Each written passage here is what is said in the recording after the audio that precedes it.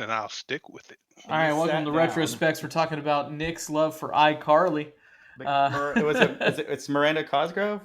Was that her? Yeah. Miranda Cosgrove. And I only know that because I just watched School of Rock. School of Rock, yeah. Like last night, and I watched it at like 2 a.m. My little brother loved School of Rock. I love School of Rock. I enjoy it. I enjoy it a little less now just because of all the crap all the times I had to watch it. Oh, yeah. I was like, what? Is there like a controversy about it? No.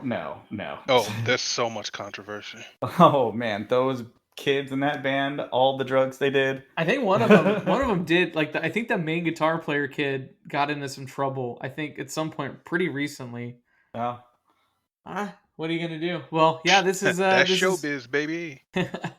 This is School of Rockcast. It's the podcast all about School of Rock. No, it's Retro Spexx, and we're bringing it back down. We if you missed us, this is the first episode of the new year. If y'all didn't know, because I don't want to do this weird like Vince McMahon promo of insulting anybody's intelligence or anything like that. But the last episode we recorded was fucking insane. Basically, there was scheduling, and I'll own it. I will own it. It was like I asked people to do it very last second. I had 0 topics. We ended up talking. The only gaming stuff I feel like I remember talking about was more Cyberpunk. And it just was a fucking mess. Maybe we'll put it out there as like a the lost episode or something like that at some point. But the only thing different about it than a regular episode was it did feature Kevin. Kevin just happened to be there, and he ended up being on the whole episode with us. And it was a lot of fun, actually. I mean, so here's the thing: making it, I think we all had fun. I think there's one point where I got frustrated about something, and I can't remember what it was. But yeah, it just listening when I went to like edit it, and I started it. I'm like, I'm gonna have to listen to this whole damn thing because there was a bunch of edits that we needed to make. Just because I think a couple times our jobs were mentioned, the places that we work, which isn't hard to figure out, but I don't want to flat out say it. And just it was just absolute fucking chaos. If user joined your channel, and not in the good kind of chaos. So I don't know. It just wasn't a very good episode. So. I wanted to take, a week or so, kind of figure out a good topic well in advance, message the guys with layouts and stuff like that, and just kind of really get into like a real retrospective podcast of what about retro video gaming. I still want to do the side quests where we talk about the 90s and stuff like that. In fact, we had a pretty good discussion right before we started recording about a topic potentially, so I'm excited about that. But yeah, this episode is going to be all about Nintendo and kind of the launch of the NES and kind of the trials and tribulations of the system, which is pretty fascinating. So, but I do want to kind of go into a little bit of housekeeping, a little bit of normalcy. Number one, I'm here, Chimtendo86. I know we've got Andrew. I know we've got Ed. I know we've got Nick is here also. So it's a smaller crowd. Todd is off. Justin is off. But those guys are going to be popping in and out throughout the next few weeks. But I do want to go around the room and talk a little bit about what games we've been playing. And I'll go first, just because mine are quick. So within January 4th, January 1st, I started Legend of Zelda: Link to the Past, and I beat it by January 3rd. So it took me 2 days. Which I've never beat it that fast. I know some people can beat it in like 17 minutes. Did you get your money back for that short game? Yeah, but I was working a lot, so that's the other thing. But no, I started it and beat it. It's still an incredible game. It's not my favorite Zelda game, but it's becoming a tradition now that I play it first of the year. And then I'm currently playing Trials of Mana because I did beat Ease 8. I think I've talked about that. I've been playing Trials of Mana, which I'm almost done with that. I'm like 75% done with that. Really good game. The remake of Seiken Densetsu 3, which is the unreleased Japanese version of the sequel to Secret of Mana. So if you have the Mana collection on Nintendo Switch, or I think it might even be available on PC, but no, it might just be Switch. Worth picking up because you can play Secret of Mana, you can play the original Seiken Densetsu 3. or the original SNES or Famicom version of it. I'm almost done with that, and then I just got a new toy. I got something called the Retro Pocket 2, and I kind of loaded up a bunch of Dreamcast games on it, and I've been playing. I started up Skies of Arcadia, which is a RPG from the Dreamcast that I have never played before that I'm very much looking forward to. So that goes for me. Guys, what have you been playing? Okay. Well, so I have been playing a little bit of, I don't know if it's a retro game called Cyberpunk. Yeah, it's from way back in 2077. Yeah. But yeah, so I've been playing a lot of that. Currently, like it's come out about a month ago, and I have 150 hours in it. I heard But people are loving it. Like nobody's having issues with it. Everybody's just loving playing yeah, it. perfect You've game. heard correct. 11 out of 10. No public so apologies needed. Like it's been smooth. why would anyone ever have to have a public apology for being too good at what they do? No lawsuits coming forth. No. No, can't say any come to mind. I guess the lawsuit of this game has taken up too much of my time because it's literally perfection on disc, and I'm like struggling in the rest of my life. I don't know, maybe. But you live in Night City now, so who cares? Oh yeah, like it's a prime location. Other than that, I have been playing I want to say I played a retro game. I got together with my brother and we started playing an old NES game from our childhood called Joe and Mac. I love Joe and Mac.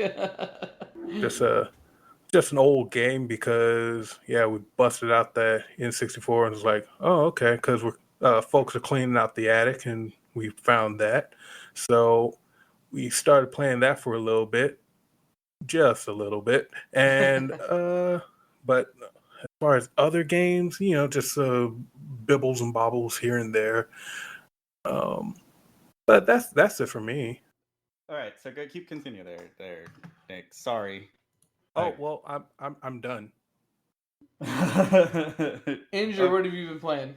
Well, I was actually loading this one up for the transition. It would have been really cool, but fuck, I don't know how to record anything.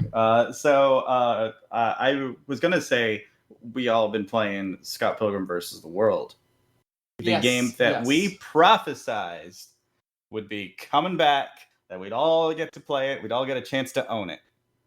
And sure enough, just the other night, me, Nick, my fiance, and our roommate, we all just did 4-player co-op, and I had it on easy, and we were still having a hell of a time. So it's crazy. So I played it that like second or third night. I popped it on, and I was like, because Andrew was like, "You're gonna pop for the fucking opening screen," and I did, and which was great. And then I got to playing, and I'm like, "This is because okay." Discretion. I've never played this game before. This went over my head when I was, because I don't think I was playing a lot of video games at that time. I don't know, but I never played this game. I put it on, and it was fucking hard from the first level on easy mode. Yeah. So yeah, it is tough. I can attest to that.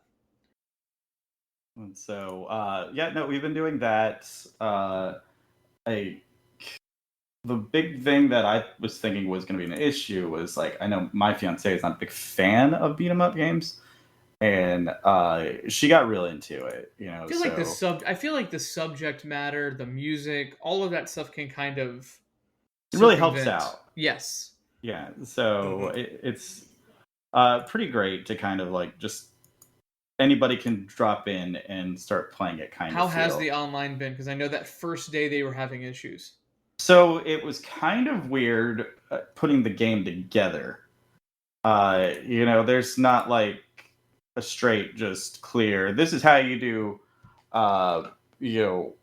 put you get these people together kind of thing. It is pretty easy at face value, but like the little intricacies of it is kind of like I think we had a game where we were starting, it was the three of us and Nick, and us three were in. Nick was in, but dropped out because we didn't know you could do multiples of the same character.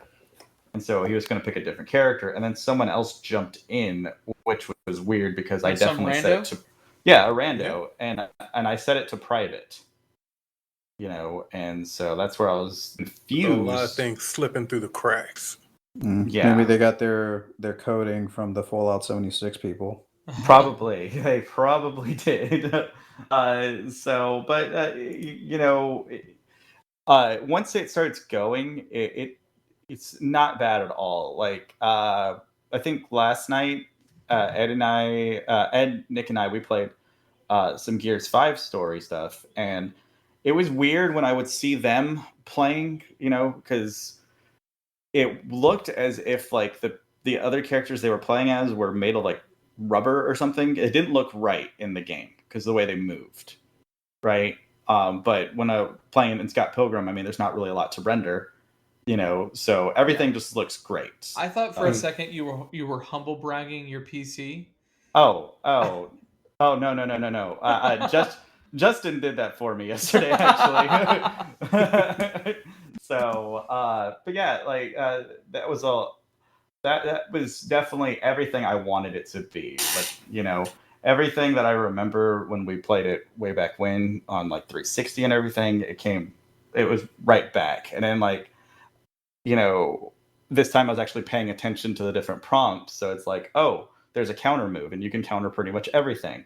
Cool. I'm going to use that a lot more now, Yeah. It's like growing up, Well, I think within the next week or two, I do want to stream it on Twitch, on Ranting Media's Twitch channel with 4 of us, because it's only 4-player, right? It's only 4 players. Yes. It's only 4 players. So I mean, it's obviously it'd be tough, but like the 4 of us would most likely be the 4 that would be playing it. So I think I want to do that pretty soon.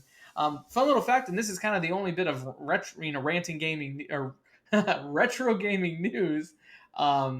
So if we all bought this game on PC, but I know for me, I also bought a physical copy for the Nintendo Switch on limited run games. I did too. Now, and I think a couple people did. I think Nick's getting Todd's game copy. Which copy?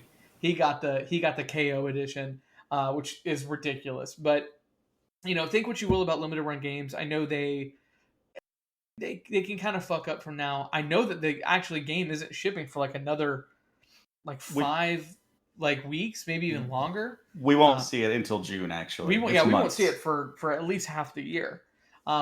Which is why I'm glad this game was only $15 on PC, so I could not sweat that much. But again, say what you will about limited run games, it is the number 1 selling limited run games release of all time after only the first day.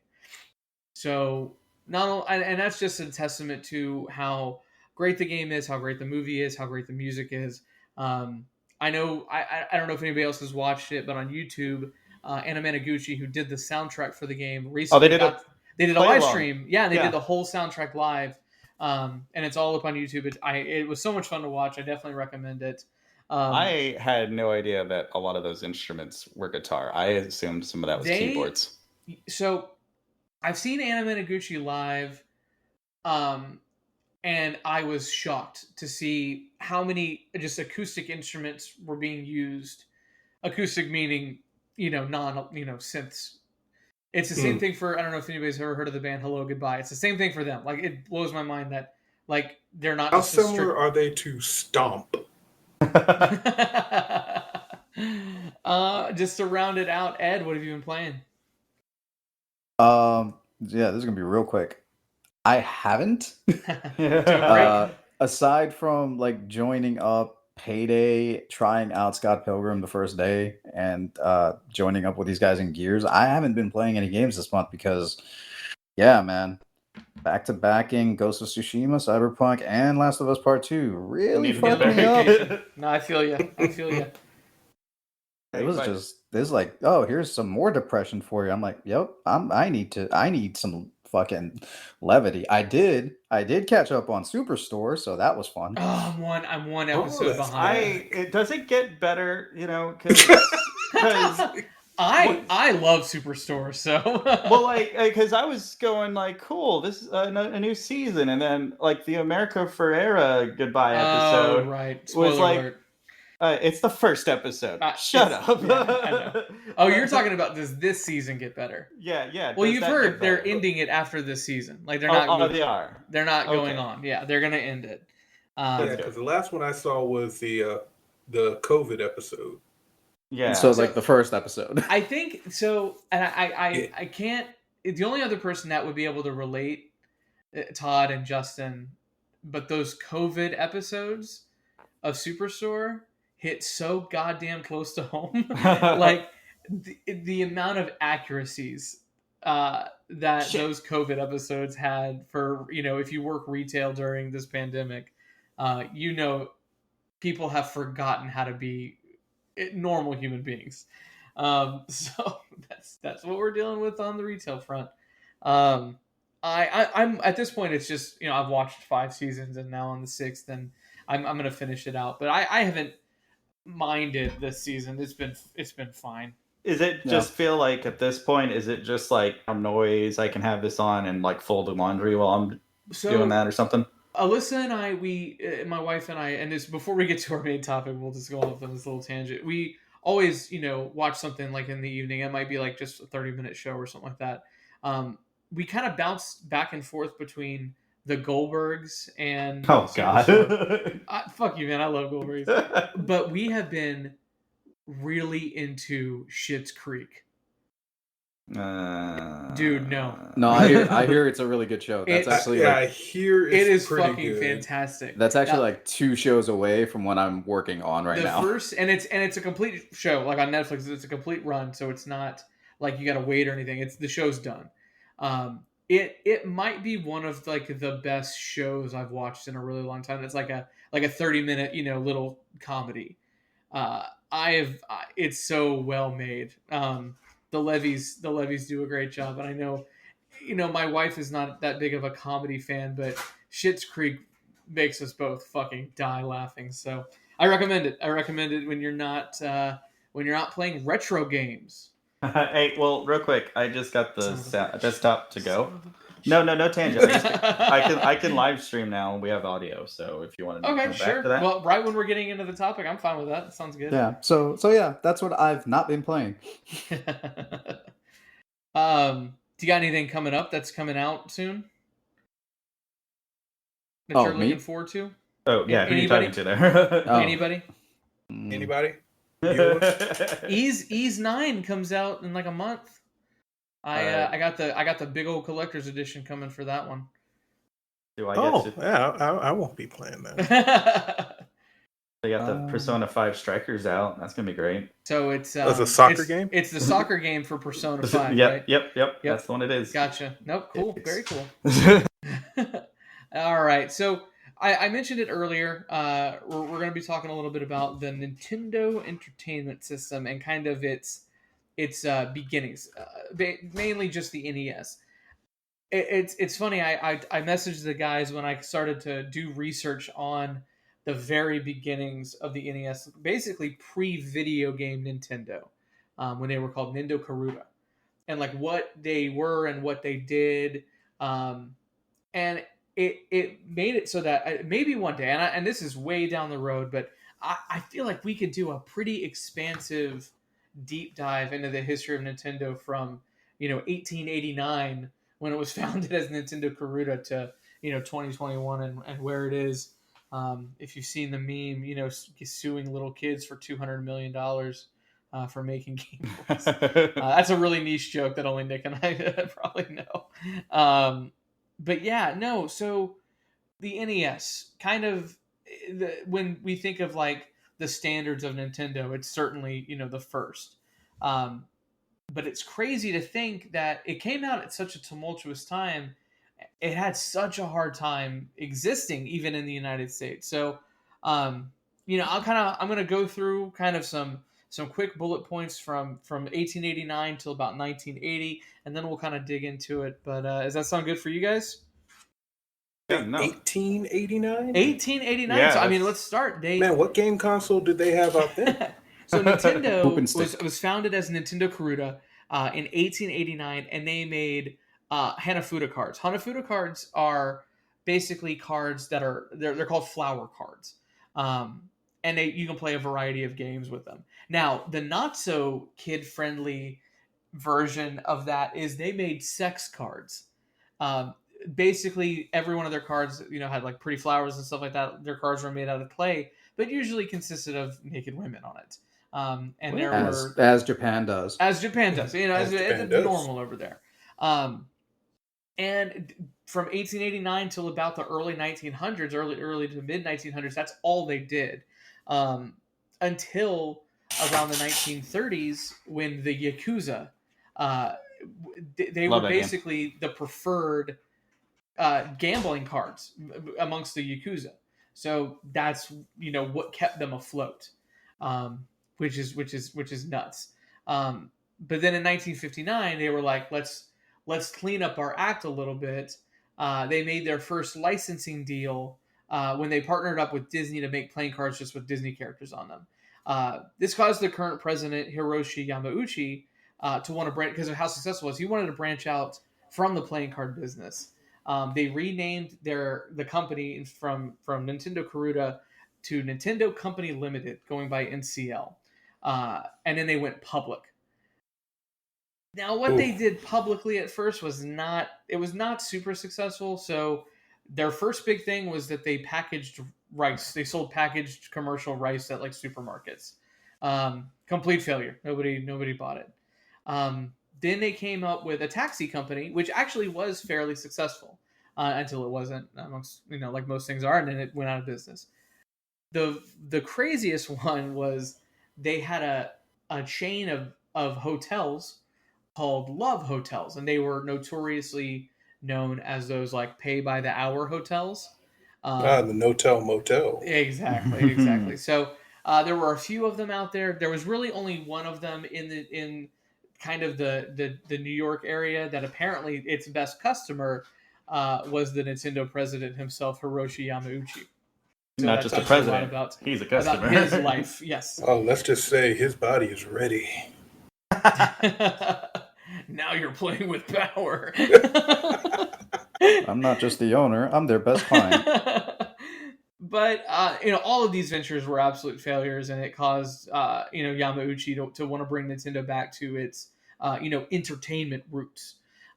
So they started coming out with toys, like just in the late 60s, early 70s, they started just coming out with toys that were like those normal 60s and 70s toys that you see, like the little circle that went around the little tube or whatever it was, or kaleidoscopes and stuff like that.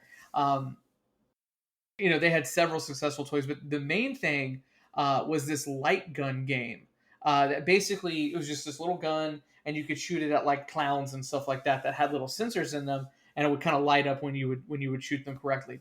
This caused them to create a light gun, and it's pretty innovative, like a gun range for light guns, which was fairly popular right away in Japan.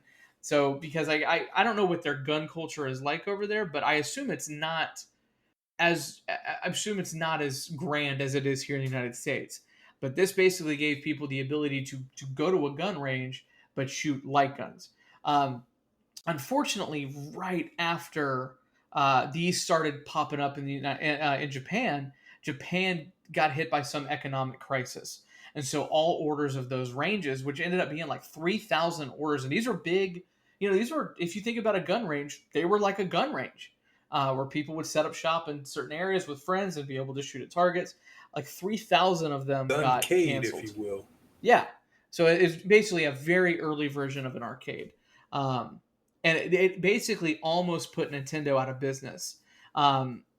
What got them kind of back onto a level playing field is Nintendo partnered with Mitsubishi, and they created 2 Pong machines that were able to keep them afloat.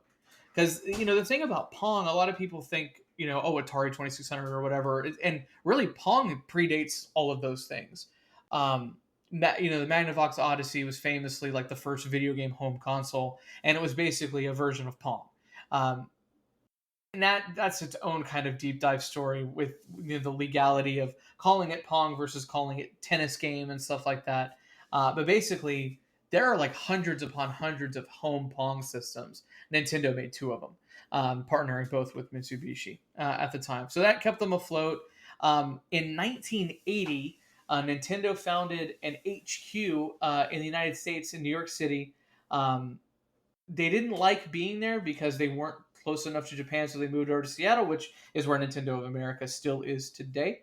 And then in 1983, the Nintendo Famicom was released in Japan. Immediately successful, selling 500,000 units within the first 6 months. Unfortunately, though, almost immediately, a glitch was discovered within the system. The chipset basically would block out people from being able to insert a game after taking one game out and putting in another one, and it would brick the system basically. Oh shit! Yeah, and literally every single one of them. It would happen to every one of them. So it was going to be a disaster on a public relations level. So the president of Nintendo put out a recall for every single unit. It cost them millions upon millions upon millions of dollars. However, though, because of that kind of honesty up front, because kind of that transparency, they really did earn those customers' trust. So within the first year, they had 1 million, Famicom systems in Japanese homes. So if you're a company, if you are some CEO listening, and you realize something's fucked up, maybe be honest with it up front, and maybe you'll be the next Nintendo. I don't know. Yeah, CD Projekt Red. Every game developer ever. Now. I mean, not just CD Projekt Red. It's everybody has done this. Hello Games. Fuck, I remember No Man's Sky. It's there's 1 million of them. So it was so successful in Japan, they were like, all right, let's bring this over into the Americas. Anybody care to guess what was happening in 1983 in the United States when it comes to video game? Cocaine. Oh, well, I know. Yes. Edgar. E.T. Yes. Yeah. Well, yes. E.T. The game. There were two games, and I think one of them gets overshadowed, and is lucky because they get overshadowed by E.T. But there were 2 games that basically, and I don't want to say these 2 games alone caused the video game crash of 1983, but basically E.T.'s release, which, god damn, I feel bad for the people who made this game, because if you don't know, E.T. was a terrible Atari 2600 game that was rushed out for the holiday season in 1983. Basically, from starting from nothing to a finished game, they had 6 weeks to make this game. 6 weeks. We talk about Cyberpunk 2077. That game was in development for a decade, right? Yeah.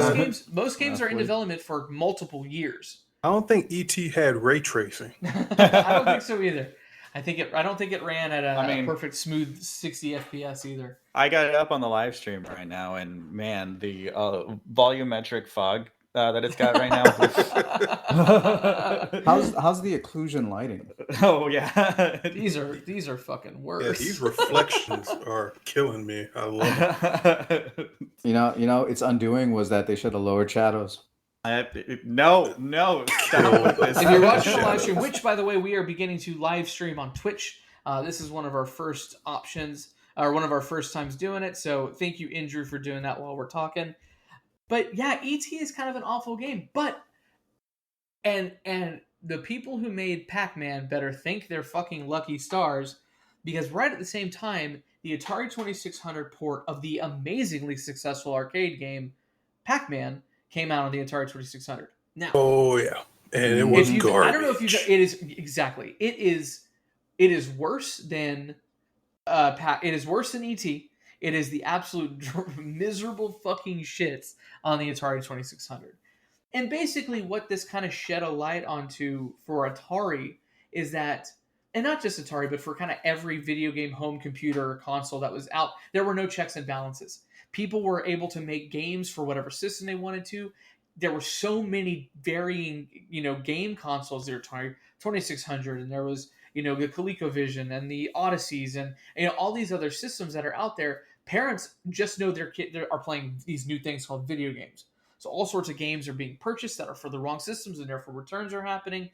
Games like Custer's, Revenge or Custer Revenge or whatever is coming out. So all these sex games are coming out that are ruining the reputation of the video game industry. It wasn't a good time just because there were no checks and balances. I'm not saying that a rating system or anything would have helped, but some kind of control. So in America, video games was definitely not a good term. It basically caused Atari to. It was the start to the beginning of them going out of business. So I'm watching this guy play like Pac-Man on the Atari. He fucking sucks.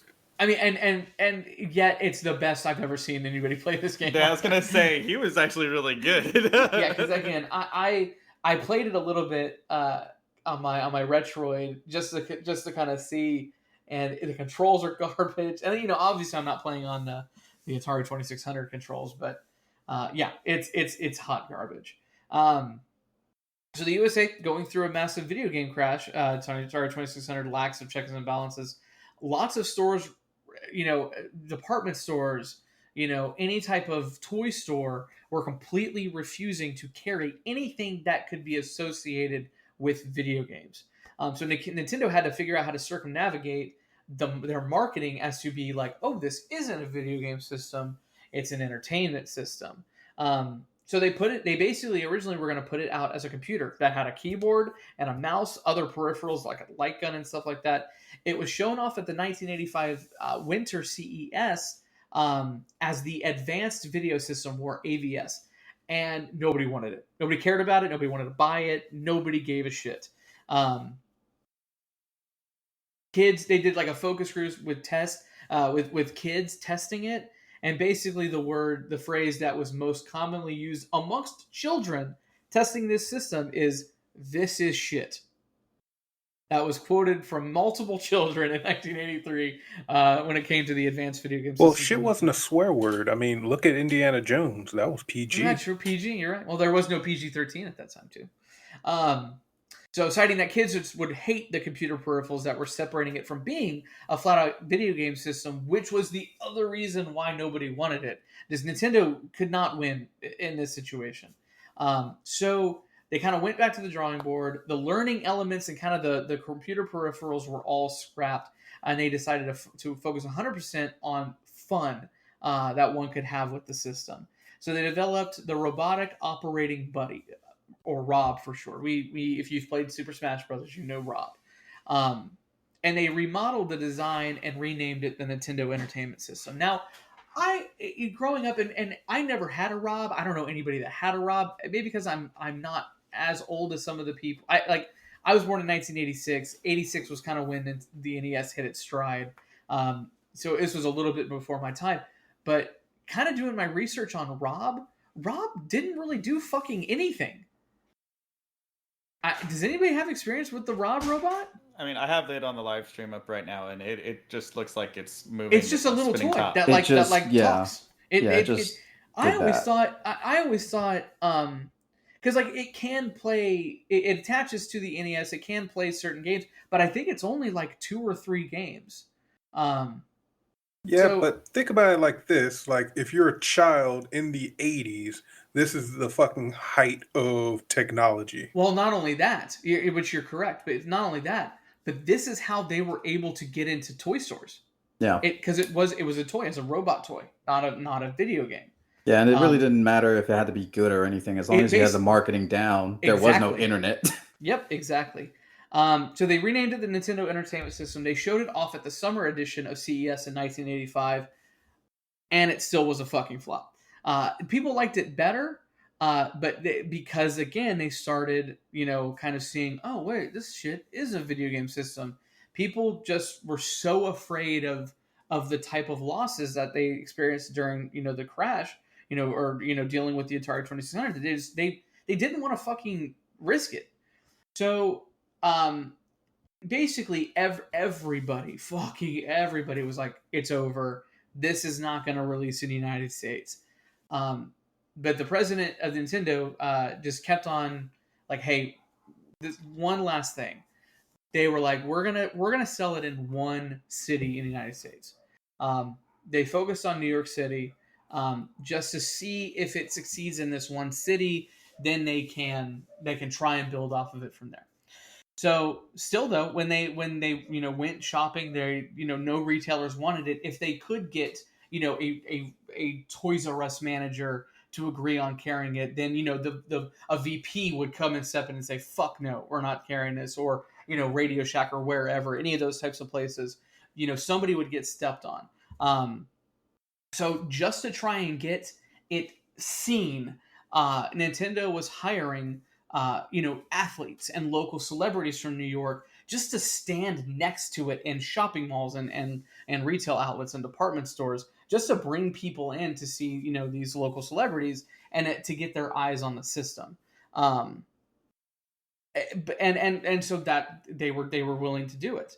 But then when they started, like the celebrities would walk in, they Nintendo people would have their televisions and NESs. Basically, the mall people were like, "No, you're not setting that up. We're just bringing in these celebrities," and it banned them from allowing them to set up shop and to show people video games. Because number one, most of it was, we don't want to bring in that type of crowd, meaning like hoodlums or thugs or whatever was associated with arcades, because arcades were kind of shady places. If you do any research about in the 80s, that it kind of was where a lot of gang related activity in the early to mid 80s. I mean, where else am I going to rail a line of coke off of a Donkey Kong cabinet? Yeah, like look at fucking nerds. Look at any late 80s, early 90s movie that has an arcade in it, and you'll see except for Tron, yeah. But like Ninja Turtles 1 and 2, RoboCop. Sure. Yep. Remember that time in RoboCop when that dude got shot in the dick? Oof. So that's all I think about. So Nintendo, in like this last ditch effort was like, all right, retailers, we're making it completely risk free. We are going to supply you with NESs at zero cost to you. Okay. We will come set up displays. We will set up the systems itself to the basically the planograms or whatever it was called back then to show off the system. We will do all of it. And you will only have to pay us for the systems that you sell. Okay? And people started agreeing. And then by I think it was like within a few months, by the right after the holidays were over for 1985, they were like, we will bring back the remainder of the systems. It's completely risk-free for you. And by Christmas of that year, 1985, they convinced nearly 600 stores to stock the NES. It wasn't an immediate success, but they brought over from Japan. They brought over 100,000 units. And by 1985, the end of 1985, they had sold about half of their units that they had brought over. So soon after seeing the successes from New York, they went national. The next city they went to was Houston, Texas, where it was even a bigger success here than it was in New York. And then, they went to Los Angeles and then Chicago and then Philadelphia. And then the rest is kind of history. We had the system that kind of started, not only brought video games back, from the dead, from our country, but also kind of created Nintendo being the number one video game system, no matter what generation it is. Sure, they've had missteps, but you can't deny their numbers. Number one, the NES was Nintendo's number one selling system up until 2006 when the Nintendo Wii launched. So the Nintendo DS, for instance, I read a statistic is that there are more Nintendo DSs out there than there are iPhones. Like, that blew my fucking mind when I read that. iPhone 1 or iPhones in total? I'm trying to find. So more Nintendo DS units have been sold than iPhones or Game Boys. When the Nintendo DS debuted, it blew all other handhelds out of the water, and it continues to do so. It sold 125 million units and has very few signs of slowing down this article came out kind of in the midst of it. I think at that point, this article came out in 2014. So I'm sure by now the iPhone has outsold the Nintendo DS. Yeah. Okay. But yeah, so that's kind of the jumping off points of the NES or Nintendo in general in the United States. 1989. A few years after, 4 years after it was launched here in the United States, a janitor would invent the Game Boy, and then have that be the next huge thing. Gunpei Yokoi, he started out as a janitor. So yeah, and then we all know Nintendo. If you like retro games, fuck. If you don't like retro games, and you think of the word video game, even though you've never played one, you think of Nintendo. I would say most of the time. Oh yeah, you got to play the Mario. I mean, exactly. That's what Mario game is this? Playing Dark Souls.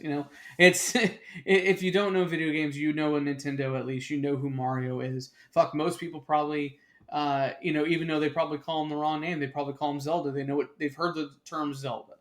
But just a few little factoids, and I know I've sent some of this information over to you guys. So if you haven't read it, the top 5 selling NES games. And it's kind of a cheap hack, and I'll tell you why in a second. So number 5 is The Legend of Zelda at 6.5 million units, was released in 1986. We are in its 35th anniversary this year. Hopefully we get some cool Mario-style swag. Number 4, Super Mario Bros. 2, 7.5-ish million units, came out in 1988. I don't get Mario 2. I wish I did. I need to go back and play it, but it's the. I mean, you know the history of it, right? So I know that it's and I would love to do an episode on Mario Brothers 2 because I know it's basically a remake of Doki Doki Panic, which was not a Mario game. A reskin. It's a reskin of it. Yeah, a reskin. Yeah. But I know it's fucking weird. It's the only Mario game that, number one, looks like it does. It's the only Mario game that you can like pick up stuff and throw at people. Of that generation. So it's definitely I know you spawn doors in random places. It's a weird game. So funny thing is, I had Mario 2 before I ever played Super Mario Brothers. So when I did play Super Mario Brothers, that was it was jarring for me. I was like, this is not Mario. Yeah. The game that I figured would have been number 1, but I think it wasn't, just because it came out later on in the system. But number 3 is Super Mario Brothers 3. They sold 18 million units, so over double of what the number 4 was. 7.4 million units for Super Mario Bros. 2. Now, at one point, and to be fair, this is where it kind of starts getting cheap. It was a pack-in game with the NES in its later years. Came out in 1989. Number 2, Duck Hunt. 10 million more units, 28.3 million, came out in 1984, was the original pack-in unit for the NES. And then number 1, Super Mario Brothers, came out in 1985, 40 million units. So, yep, not really a surprise. I know like Zelda 2 is there as like I think number 6. So if it wasn't for the pack-in games, Zelda would kind of dominate that list. But yeah, I kind of want to go, around the room to the virtual room, and see what you guys, if you guys have any memories or specifics when it came to the NES. For me, I never owned an NES. I had a friend that did, and neighbors that did, and I believe my uncle did, and this was a system that I think just due to my age and just video games not being a huge part of my early childhood, was just something that, Super Nintendo was my first one. So, the one right after this, but I didn't have a lot of games that now I'm playing them, and I do have a list of favorites, but this was just not a system that was really on my radar. But if you guys have something, let me know. So for me personally, I know my dad got the NES pretty early on, I would say. He's a video game dad, though. He is a video game dad. Like I didn't have one of those. Yeah. So, I mean, the first iteration of anything in Nintendo was, of course, NES, Mario, Super Mario Brothers, and we had the light gun with Duck Hunt too. And so, just to kind of, again, give a little further deep dive of who my dad was. When he played Duck Hunt, he did the clay shooting range and not the actual duck hunting, because. So, but yeah, we actually got quite an extensive collection of games. Nice. For us, because I mean, we had, my older brother and myself and my dad playing, the NES at any given time, really, and so, I would say for me, like, I had a lot of time where I would play like the NES Teenage Mutant Ninja Turtles game. Hell yeah. So that one was basically like the arcade, in a sense. They were good ports. I think it was pretty great, because, like, I never got to really do much of anything whenever I was playing it in the arcade, because I was so, young and low level skill. But they did add some things to it, if I remember correctly. Like, they added bosses that weren't in the arcade, or there was levels in the arcade that just didn't work. Out of necessity, they had to, because it in 1985 to fairly recently, an arcade port was always going to be the best version. Yeah. And so I think out of necessity, they had to change things, and I think by adding bosses. Yeah.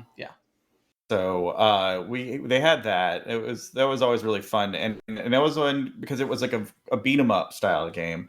It was one my dad didn't mind playing with myself if my older brother wasn't going to play the game. So, like, if I wanted player 2, I always had my dad to play. We had that one. I always have to talk about a game that my dad loved on the NES. So basically, it was like old school RPG kind of stuff. It was called Wizardry, and so it is so ridiculous how just into it my dad got into this kind of stuff. Like, is he an RPG guy? Not necessarily, but it was like close to like D&D, I guess. Well, I mean, those early RPGs, like Wizardry and Ultima and Xanadu, and even when you go to Sega side, like Phantasy Star, those are real RPGs. Yeah, like, those are very in depth. It's mostly Miracle Warriors. It's mostly text box. Yeah. It's mostly text box due to the limitations of what it is. But I don't know if anybody has watched all of the High Score documentary series on Netflix, and they do literally an entire episode of RPGs. It got its root in just basically being full on text, kind of like a choose your own adventure book, like a Zork. Exactly. Yeah. So it's. I think what my dad liked about it was, like I was saying, it's because I know he played Dungeons and Dragons. I know he was into that. Nice. And so this was about as close as you were gonna get into it. Man, I cannot find a decent. Here we go. We'll do this one with Bob Saget. But yeah, like, because you literally did pretty much like you would in Dungeons and Dragons. Now, I'm not very familiar with Dungeons and Dragons, so I can't say it's exactly like it, but you choose your class, not your class, but you choose if you want to be a dwarf, a human, or whoever, right? Your race. You choose your race, then you choose your class, then you choose your affinities, or you're good, neutral, or evil, and then you put into your different stats. And so my dad had so many different characters in this, and he had literally graph paper, he had a specific folder that I could not touch that was just graph paper, right? But it had all the dungeon layouts. So I can only imagine, like, being somebody in the 80s, in the late 80s, playing this game, and going one square at a time and marking it on this graph paper. It's fucking nuts, dude. I hear people talk, that were, playing those games at that time. And you watch Stranger Things and it's or shows like that, and it's like, oh, that was just part of it, but like, how else were you going to keep track of some of this shit? Like, if you even, and we'll, talking about NES, like if you play Metroid, and think about Metroid and in the concept of Metroidvania, a lot of times you have a map on your fucking screen at all times, if not the start screen. Mm-hmm. Metroid doesn't have a map. You have no idea. You have no fucking clue. It's all memory. It's all memory, or it's all writing it down. It's making your own map. Yeah, that's what a lot of people did. Phantasy Star, which is my favorite early RPG for the Sega Master System. If you get a chance to play it, I recommend it. You can beat it in 6 or 7 hours. But if you have the chance to play the Sega Ages version of it, that's available on the Switch and PCs and stuff like that for like $6 or $7. It has a map for the dungeons built into it. But other than that, if you play the original version or the version that's on the Sega Genesis, or not sorry, the Sega Genesis version, but like there's like an original collection of Phantasy Star games, they don't have it. It has no mapping whatsoever. And so people would just draw. People would just make their own shit. Same thing with the original Legend of Zelda. People would have to figure out like, okay, this screen is this, then I went to the right, and they have to figure it out. It's how people made strategy guides back then. Mm-hmm. So it's if you go back and play these games now, it's highly unlikely that you'll get very far, just because we've been trained that this is shit. But in 1985, that's all they had. Yeah. Bro, and I'm gonna say this in like the most complimentary way I can. Your dad's a fucking nerd, bro. No, for sure. He is such a fucking nerd. For sure. Like no matter how he tries to hide it now, no, he's a fucking nerd. I love that, man. Like, I don't have a nerd dad. And I love my dad very, very much, but I don't have a nerd dad. He was the sporty dad, and the music dad and stuff like that. And I thank him for that I, got that from him. But, I didn't have that. And that's probably why I didn't play video games that much when I was a young kid. Because I didn't have a support system for it like you did. This podcast brought to you by King of the Hill. Yeah, I did, man. Now, as far as the support system, he hated if I was on the Nintendo. If I was on NES and he wanted to be on it. He came first 100% then. Oh, absolutely. I had to no matter where I was, I playing the Ninja Turtles game. I had a Simpsons game that I liked, some Bartman kind of thing. And a lot of Simpsons games. And yeah, no matter what I was doing, no, get off. That's hilarious. But yeah, man, like I think the one thing that really gets me is the Nintendo that we had. How you put in your cartridge, you press it down, and then it's able to read the cartridge, right? Read the actual part. So as it got older, as my little brother was born, and with a young child, they're not going to really give a crap about anything. He at some point he got to it to where the actual cartridge wouldn't hold. So if you press it down, it shot right back up, right? So it wouldn't stay in place. So we had to like jerry rig it with another cartridge. So we'd press it down, put another cartridge into it, and then we could play our games. So, like on top of it, kind of like on top of it? Yeah, kind of like on top of it. Just wedge it down. That's funny. Exactly. I remember my cousin's NES was when you put a game in there, it would never work until you put like a few books on top of the NES. Wow. And like that triggered it to work.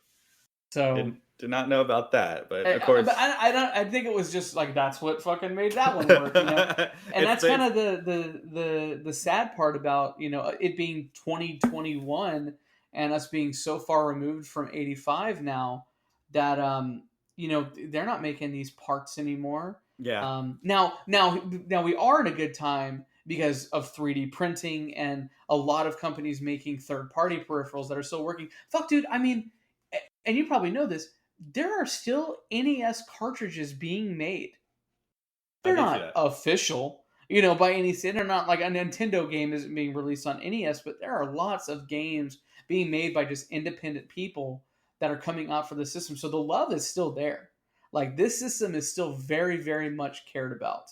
And I would say probably when you look at like the best technical systems, it wouldn't be on a list. But if you look at the most beloved systems and the systems that rendered the most memories, the NES would be one of the top ones. I don't think the NES had that high of memory. Jesus. Funny. Go, now it's your turn then. Yeah, for that one. Go. Well, so I had an NES, and I didn't have a lot of the, I guess the bigger name NES games, like Legend of Zelda. My uncle had that, and so I only played that whenever I went over to Florida. But Metroid and the original Super Mario Brothers, yeah, I never had it, but I did have Duck Hunt and Super Mario Brothers 2. Did they package it like that? No, wait, no, that was my uncle. He's the one who had that. I didn't have that. So he had Duck Hunt and Super Mario Brothers. I had Super Mario Brothers 2, and I had just whatever like we could get off of the rack at the time that had, funny pictures or whatever, because I was a fucking child. And Yeah. so I got games like I've said it before, but we weren't on the cast, but I was playing. Oh, no, I did say Joe and Mac. Yeah. I played something like that. A game that I can remember playing with my brother and just by myself a lot is Snake, Rattle, and Roll. Snake, Rattle, and Roll? Yes. I have to look this one up. I've heard that name. I might be thinking of the Honky Tonk Man right now, but I've definitely heard that name. And just so y'all know, there were 678 licensed games wow. released in North America. There were 716 known licensed Nintendo games everywhere. That's insane. But, all right. Oh yeah, so that game Snake, Rattle, and Roll, yeah, it's such a time sink, and it's the weirdest game I want to say that I have ever played on the NES. Is this it? Oh, that's it. Oh God. And so yeah, it's basically the game of Snake. This looks pretty good. I wonder if this was a late release. The colors are good. You go around and as you can see, you're hopping around and stuff. But what was really weird about it is that the enemies didn't make sense because some of them were hockey pucks, some of them were just jumping around toilet seat lids. A lot of it didn't make any sense at all, but it was fun as hell. And trying to understand it you could read the instruction book that came with it. It didn't make any sense. I couldn't tell you what the actual game was about, but learning the mechanics of it and going through it with my brothers, that was like one of the most fun things ever did. Oh yeah, the giant foot. I remember that. Let's see. And then it was always whatever we could find at Video Joe or Blockbuster at the time. So there's plenty of games that we have tried multiple times. Then, because you're talking about like the gamer dad, but my dad didn't get into gaming until the PS1 came out. Like I know that he had a ColecoVision when it originally came out. Yep. But when he got the NES because of me and my brother, and we played that, but he never really got onto it. I can't remember any time that he did. But yeah, I had some good times with the NES. I'll say that. But I wouldn't say that's where I would stick the bulk of my memories because I didn't get I didn't play the NES. I guess it was like way after its life cycle. By the time I got an NES, I think the Super Nintendo had already come out. and I went over to a friend's house and played their Super Nintendo and be like, oh, yeah, they don't have Page Master on the NES. But wow. it's okay. Yeah, I can't really think. I didn't have any peripherals. Yeah, just had the 2 controllers and with me and my bro. Yeah. Well, Okay. I'm trying to think of any other. We're just talking about the NES, right? Yeah, basically. Yeah. We're just trying to focus on your experiences that you have with the NES. Yeah. Like, because you brought up Legend of Zelda, and I totally forgot that was huge for my house. We all played Legend of Zelda. Yeah. So, did you have the gold cartridge? It was the golden cartridge. Oh wait, I actually remember one other game that we definitely had. It was Roadrunner and Wile E. Coyote, but it was one of those black cartridges for the what's it called, Tengu or Tengen. Tengen. Now, fun fact: Tengen was basically Atari. It was how they released games for the NES, but it was Atari. Oh, okay. If you So didn't know. yeah, I did have a Tengen copy of Roadrunner Chase or whatever it was called, but that wasn't that great of a game. But it was Looney Tunes. I knew that, so well, yeah, no, Pop. I definitely want this game because I know Looney Tunes is never going to let me down. I should have asked. And I'll kind of go back to Indra, and I'll go to myself before we head it over to Ed. But Nick, if you had to pick like your favorite NES games, would those be it? Just because those are the ones I played the most. Yeah. Yeah, I mean, I could retroactively go back and say like I've played Metroid down the years, Metroid, Zelda, all the Mario games. But like the ones that I played back then, I guess that would be like the ones that I feel were some of the best ones, just because it was the Virgin effect, and that's what I was exposed to. Well, and also, and I'm sure anybody listening, I'm sure you guys have heard the term, it's NES hard. A lot of fucking games were really hard back then, and there was no internet, there was no any of that stuff. So, like when I went and played a handful of NES games, because I've played maybe 15 NES games total, like it's not much, but a bunch of those, man, like I needed fucking guides. I needed help with. In fact, I would probably say when I read off my top list of games, I think I needed a guide for every single one of them. So, except for one, maybe, but yeah. Oh, so sounds like a lamer gamer. I'll own it. I don't care. I'll own it. I definitely had to subscribe to the older brother. Can you beat this for me? Yeah. I had to do that move a lot. Yeah, I was the older brother, so I didn't have any of that shit. Well, my brother was only like a year older than me, and he played it exactly as much as me, but so he was never much better at it than me. We just both sucked and had a good time. Well, there you go. That's great. Okay, so you wanted to talk about like my top? Yeah, games? if you have a top list of games. Okay, I'm gonna show you one real quick because this one was fantastic. It was Batman Return of the Joker, and it's not Return of the Joker like the Batman Beyond Return of the Joker, or you just say it that. This game came out on fucking so many systems, though.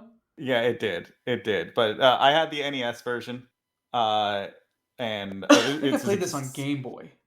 Yeah. Oh man, the this original game right here. Why does Batman have a gun? Yeah, Batman has a gun because they can't animate fighting. So because it had like Contra kind of style things where you had different kind of gun ways to fire, I guess. Like that's a charge one right there. I remember that. But yeah, like this was that was kind of where I was at. I was the kid who it's like, I know comic book characters. Sure. Yeah. I know Batman. I know the X-Men. I know them. I will That's play how those probably games. any of us bought these. I wasn't like, for Super Nintendo, I wasn't like clamoring for Lufia 2 and fucking Terra Enigma. Some of my favorite Super Nintendo games. But when I was a kid, it was like, it's fucking Donkey Kong or it's fucking Mario. Yeah. It's Tiny Toons. Of course, I played those games. So I mean, I agree. I agree with you. Yeah, so that was one of them that I played a lot of. Another one was this guy right here, Wolverine. This one really pisses me off now in retrospect because it's an LGN game. Oh god, we could do a whole episode on LJN games and like what it is and why people despise it. So this one, you got to play as Wolverine, and there was actually characters from the X-Men right? story. Oh yeah, the colors right and everything, man. Like I'm telling you, it would have been really cool had they done some things better. So basically, you have like these random enemies that come around. You pick up burgers for health, right? But my biggest, yeah. How many games had that though, where you picked up random ass food items like fried chicken and shit to like get that? That's what that's what I always thought it was in Castlevania. I always thought it was fried chicken that you ate to get hot roast. So right now he's got like a little flashy on him. If you're watching the live stream, he's got like his little heartbeat going, right? So this is when you would use your claws, because using your claws would kill you.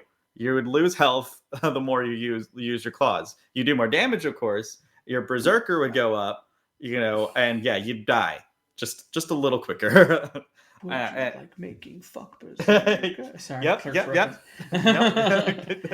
I understand. I love how like those human enemies right there at the end, they look like fucking Wolverine from the X-Men Wolverine Origins movie. Yes. So yeah, you got Sabretooth. You had like if I remember, Havoc is in it, and it is very bad. I will be the first person to tell you. But when you're a kid, you don't know. Yeah, you're Wolverine right now. Exactly. Yeah. Exactly. And how did you know that those platforms were on a fucking turntable or like a little table that's pushing you? Oh, I had no idea. Yeah. Fuck you, fucking just trial and error. Yeah. Oh, look, and there's Psylocke. So, yep, it was really cool what they did, but yeah, it's just not a good game. I'll round it out real quick with like, of course, Legend of Zelda. I didn't even think about it, but yeah, we did a lot of that back in the day, where I just remember like one memory is Dungeon 3, when you had like the little like they're basically the shit emojis. Yeah. Like I just remember, we farmed the hell out of them just because you got quick rupees out of them. That's the and I'll talk about it here in a minute. That's how I would always grind. Basically, like do early versions of grinding to be able to afford pretty much anything, was that dungeon. Yep. So that one, I kind of talked about it. The Bart Simpson one, I don't remember the name is, so I'm not going to even bother trying to look There's it a up. bunch on the NES. Yeah. Which one? I'm sorry, Nick? Bart Saves the World? It might be versus the Space Aliens? No, it's not that one. It might be versus the World. Nope, definitely not that. It might be the first one, but the other two don't sound like it. So that one, and then what else did we play a lot of? I would guess just Duck Hunt, just because I can't remember of anything else that we really did a lot of on the NES. And it was a toy gun that I could shoot and it made a noise. So those are probably my top 5. What about you, Ed? What you got? So with me, it's kind of weird because like I'm a few years older than you guys, but my brother had an NES, and I remember playing, or let me rephrase that. I remember watching him play a lot, and also being able to play a couple games, but it seemed like, I know we didn't have a lot of games, but I remember playing a lot more games than we did. But that's also because like we had cousins who had Nintendo, and they also had a bunch of games, or not a bunch, but like enough to differentiate. And it's like one of those things where I'm like, yeah, I played a lot of Nintendo games, but going back, I'm like maybe 15. So That's how many games I've probably played.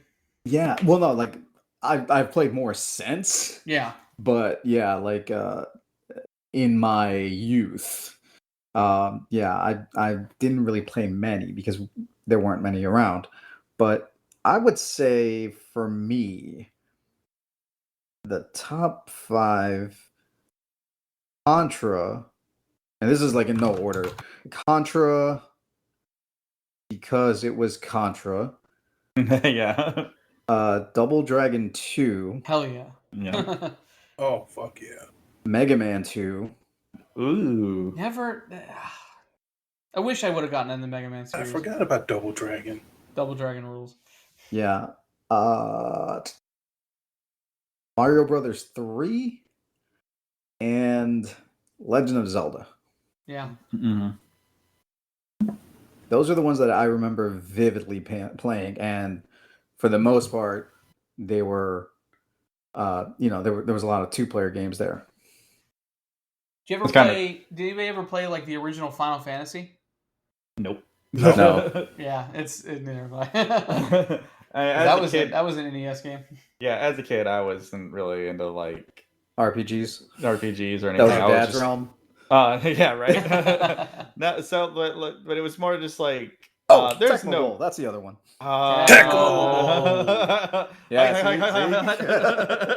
Touchdown, everybody remembers Thurgood Tecmo Bowl. Thompson. Yeah, no, it was just for being a kid. It was just like, give me colors, give me cartoony looks, and I'm happy, kind of thing. Yeah. Definitely. Yeah, like me, RPGs, I didn't get into them until like the PS1 era. Yeah, I could see that. Yeah. So that's when a lot of the big ones. PS2 for me. Dragon Quest 8. That did it for me. PS7 for me. Nice. Yeah, that's everybody. Yeah. Nope. Yakuza Like a Dragon. All right.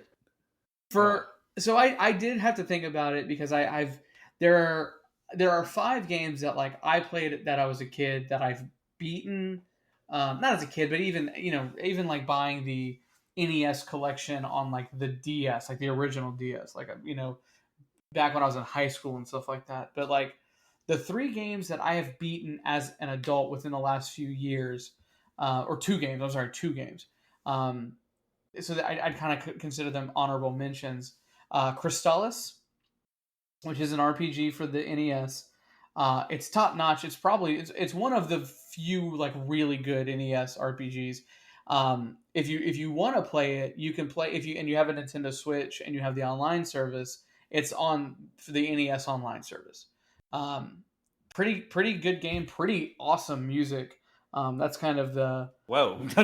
I know. Believe me, I agree with you. I'm going to talk about music here in a minute too. No, I just pulled up the live on the live stream for everybody, and yeah, whoa. It's a low key, it's an NES RPG. But yeah, and then the other one is that I played recently was Zelda 2: The Adventures of Link. Oh, that was another one of mine. Damn it. Now that is the most polarizing Zelda game. People either absolutely love it and want more of that style of Zelda games, or they fucking despise it because it wasn't like the original Legend of Zelda. Basically, if you've never played it or don't know much about it, it's awful. See, there you go. I really liked it. I liked it. It's hard as shit, though. It's hard as shit. I don't think I've ever played it. It's really hard. So basically, when you can walk around different parts of the map and stuff like that. And just so you know, it's not Legend of Zelda 2. It's just called Zelda 2: The Adventure of Link. People were like, "What the fuck? Are we playing as Zelda? What is it? Why was it named this way?" Yeah, Zelda 2: It's the The only Adventure of game Link. not named The Legend of. Yeah. It's just Zelda 2: The Adventure of Link, and it's you basically walk around a map like normal, but then when you get to a destination, it is completely a side scroller. and you're basically supposed to figure out, where to go, what to collect, how to fight people. Link looks fucking dumb as shit. Yeah. If you've ever heard, and Andrew, you were kind of on there for a second. There's a pretty hilarious, room, because again, these games aren't perfect. Oh yeah. You want me to go to it? Yeah, if you want to, but I'll just kind of describe it. You can talk to people, and most of the people that you talk to are fucking bullshit. Like, they don't add anything but other than like hello, and that's it. There's no really anything else. But if you've ever seen or heard of like the where you go like talk to somebody in a place, and then you see them just say, "Oh, that's not it." It looks like that guy though. Yeah. It's just kind of like this fat dude wearing purple. He looks like I am error. Yeah. I am error. Yes, exactly. It's they're all it's saying is I am error. And in this right here, if you're watching live, I assume Link goes in here to a prostitute. Oh, it's a brothel. and gets a blowjob and gets his life restored. Yep, if you played a Dragon Quest game and gotten the poof, it's the same thing. What happens when you talk to the old lady though, and you get your magic back? I don't know. She gums you real well. Oh man. Again, game is not perfect, but it's, for me, my favorite series of all time is Legend of Zelda. If you listen to this episode, you definitely know that. But it is definitely not my favorite. In fact, I'd probably rate it as one of the bottom Zelda games. But it's entertaining, and if you want to go through the Zelda games, it's not by far and away the worst one. You know what my biggest thing with this is, what I can take away right now is I can hear all this music. I have it muted, but I can still hear every single like 8-bit track that's playing. That's the music in this one. I would have never considered it, but yeah, I can hear it just looking at the pictures. It's when you think about Zelda music, like Zelda has amazing soundtracks. Despite Breath of the Wild, if Breath of the Wild was your first Zelda game, and you hear people talking about how amazing the soundtracks are, and you play Breath of the Wild, it's fucking bullshit. It's just every once in a while just some piano fucking notes. But this game is decent. I enjoy this game. I have fun memories of it, just because it's one of the more recent ones I've made, and I think I had fun because I was making fun of it so much. A game that it's a basic ass game. We've talked about it on the podcast before, but I think the two versions that are the best is the Game Boy version and the NES version. If you know what I'm about to talk about, I'm talking about Tetris. Tetris on the NES is one of the two acceptable ways to play Tetris, because it's one of the only two ways that you don't get the crutch of being able to save pieces. Wait, you didn't do that on the Game Boy one, I thought. Yeah, then. No, that's what I'm saying. It's one of two. The Game Boy and the NES, where you can't hoard pieces, basically. So I thought that mechanic was like a fairly recent thing. Oh, it is, but not fairly recent, but like it will.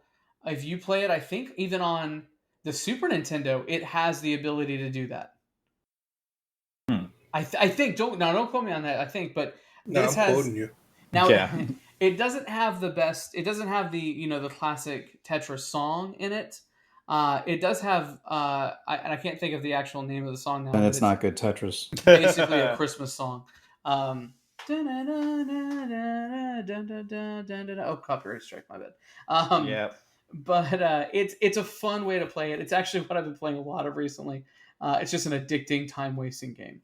But my actual top 5, and I know we've been going a while here, but the NES has got a lot to talk about. But number 5, and possibly my favorite RPG on the system, is Dragon Warrior 4, Dragon Quest, whatever you want to call it. Kind of like just the best representation of, like, if you, I want to play those original RPGs, I recommend 2. I recommend Dragon Warrior 4 for the NES, and I recommend the original Phantasy Star for the Sega Master System. If you want to see like where this type of genre originated, that's where to go to. Number 3, Super Mario Brothers 3. I actually just recently played through it again. The game is hard as shit. It's a lot of fun. It's good. It's a good time. I definitely recommend it.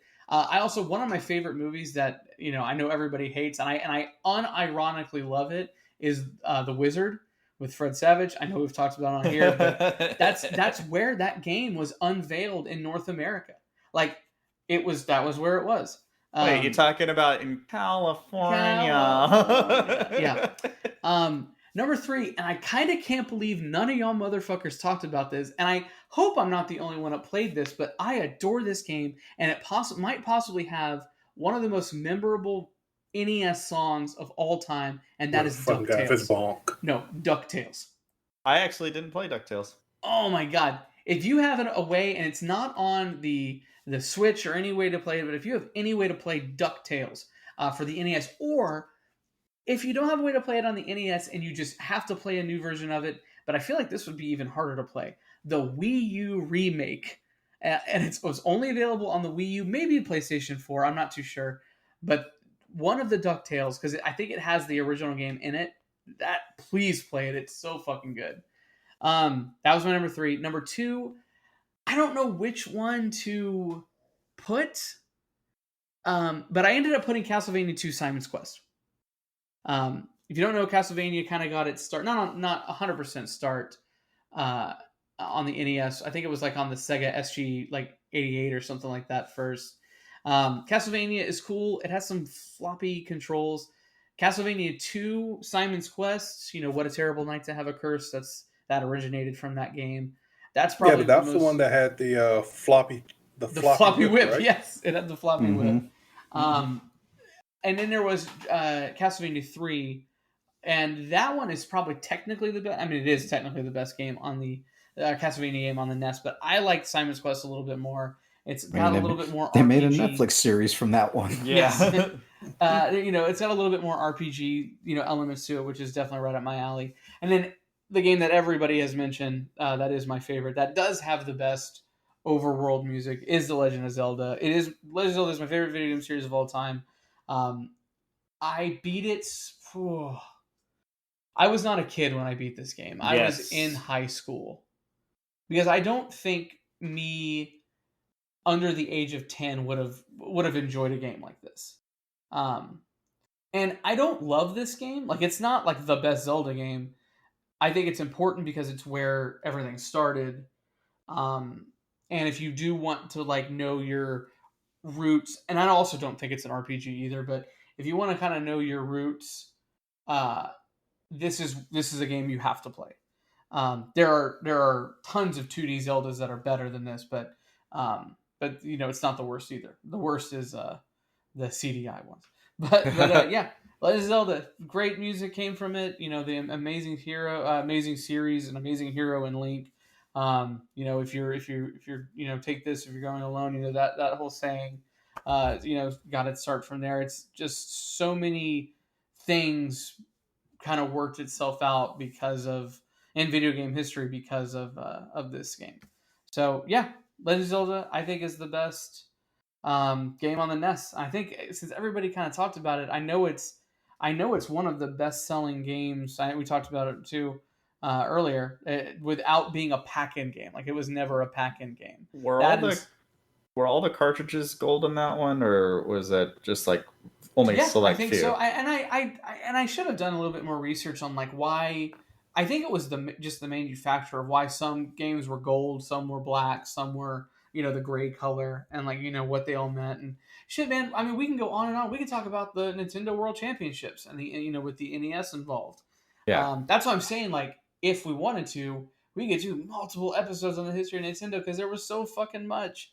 Spoiler, I thought we were. Well, so it's something I thought when doing the research for this episode. I was like, fuck, man, they have such an interesting history, and all the weird things, that I talked about, like having a fucking sex hotel. Like, what? Because when I think of Nintendo, I sure think of sex hotels. Well, I mean, like you said, they were trying to get back to their entertainment roots. Yeah, yep. True. What's more entertaining? That should be the name of our episode. But yeah, guys, does anybody have anything else? Just know that if your kid brother puts change in the ventilation slots of the NES, it can still work. Castlevania 2 on the Game Boy is the direct sequel to Castlevania 1. Yeah, it's got a weird. If you ever look up the timeline, the timeline of Legend of Zelda games. It's a fucking mess. It's a fucking mess. And Nintendo made it worse by coming out with an official one. But Castlevania is a close second. It's got a fucking weird timeline. But the best Castlevania games, and we'll get there because I kind of want to go through the systems through the years right now. So I think next episode we should talk about the Game Boy. But forgot where I was going with that. Fuck. Best Castlevania games. Game Boy Advance. There were 3 of them. 2 of them are the best Castlevania, in my opinion. So I mean, Symphony of the Night. Well, Symphony of the Night. I get it. Symphony of the Night. But I think that game. I think the hype of that game killed that game for me. I mean, it has the best music. The Castlevania Java games on mobile? No. Just don't, Nick. Just please don't. All right, guys. For that, for Nick, for Andrew, for Ed. Sorry, Todd. Sorry, Justin. I know y'all weren't here. Hey, just because I know Justin well enough, his number 1 game would have been Mega Man 2. I know that for a fact. I would agree with that. There is no Pokemon game, so it wouldn't have been that. It definitely wouldn't have been that. But yeah, for the Retro Spexx crew, thank you so much. We hope you enjoy kind of this more focused type of episode with a specific kind of goal. I know personally I did. It felt fun, and it was kind of helpful for my own weird ADHD to organize everything. So hopefully we'll have more of this for the future. But have a good one, guys. We appreciate it. All right, see ya. Oh, and Battletoads. Why didn't we talk about Battletoads? God damn it.